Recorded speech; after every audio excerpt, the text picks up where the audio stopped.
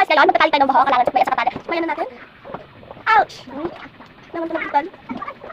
Lahat ng guys, sukmayan mo. Pero kaunti lang siya. Pati bangs mo susuklayan mo kasi hindi pwede. Tapos may ganito pa tayo. Ganito kasi parang binigay out. Yan. Gaganyanin pa yan guys. Yan. Yan. Yung bangs mo, babain mo lang yan. Yan. Yan parang ayusin ko lang natin yun. Ayusin ko lang natin siya. Yan. Yan. Easy. Nice. Easy ka na. Yan. Naayos ko lang yung buhok ko. Ayan.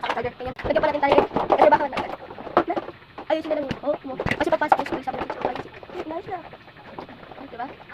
Diba? Ang ganda. Tapos lagyan dito. Kasi walang kalot din ako sa yung buhok ko. Diba? Picture tayo ka. Speaker.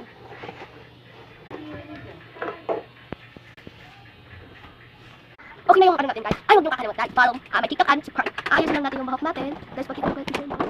Ito talaga buhok ko. Ayusin lang. Ayusin lang. Okay na guys, follow to my subscribe. Stay. Lover. Daddy.